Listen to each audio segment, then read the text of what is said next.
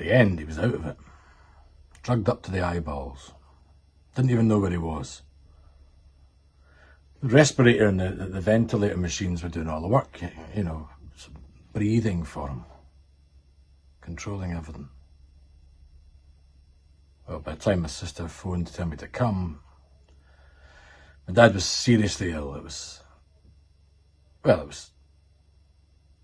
too late. He was rushed to hospital with a suspected stroke, clogged arteries, blood pressure through the roof. He underwent triple bypass surgery. He was in critical condition. I came running into the ward to find him just lying there, all peaceful like. It looked like somebody had just deflated him. The nurses said he'd just gone out like a light. They asked me about the scars on all over his hands. I said he was a bricklayer. Mickey the Bricky. That was his nickname.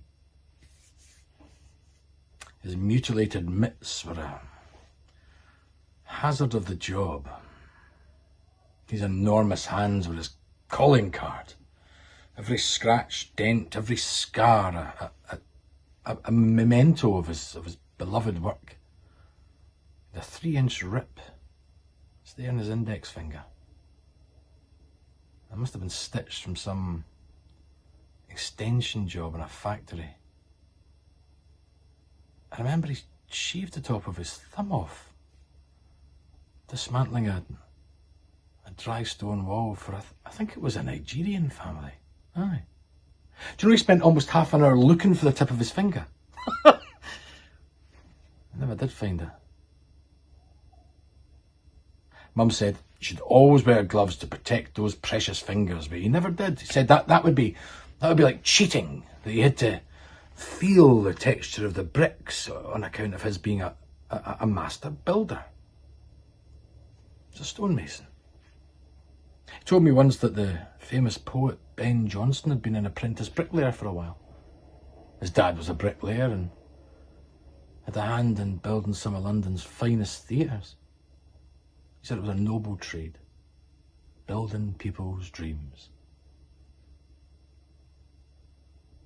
So proud of him as a boy. So many great memories. He'd throw me in the back of his concrete splattered wheelbarrow and would drive me around all the building sites. Introduced me to all the other tradesmen and the contractors. I'd help him mix the mortar, and I ended up getting most of it on myself.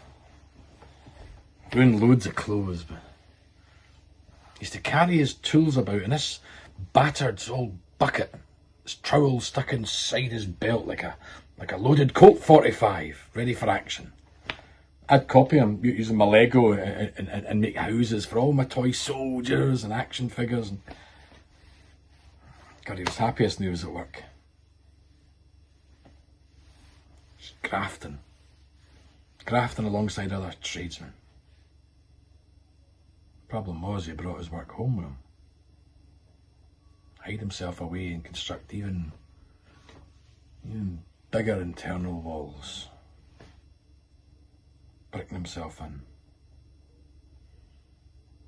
He kept himself to himself. He once told me that the pattern for spacing out bricks is called a bond. A bond is the most important thing in families and in brick walls, son. Solid framework. He's always banging on about foundations as well. Foundations. Listen, whole building depends upon it. Foundations. Supports everything. Bricks have to be laid just right. Right, well, turns out these bricks weren't the only things getting laid, eh? Do you know the biggest gash in his hand came from a glass ashtray that my mum threw at him?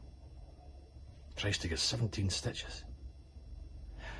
She came home to find him, how shall I put this, plying his trade and laying his foundations with a barmaid from a local pub. She was the wife of one of his mates. I think he was an electrician boy.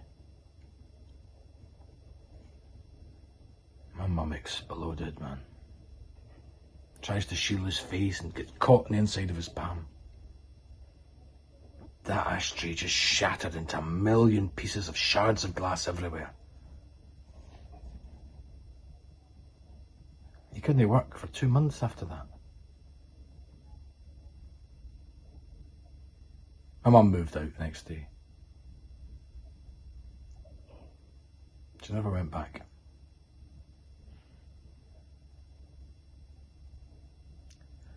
Our walls came tumbling down that day.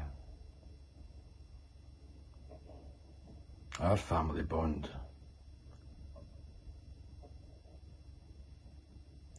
well and truly dismantled.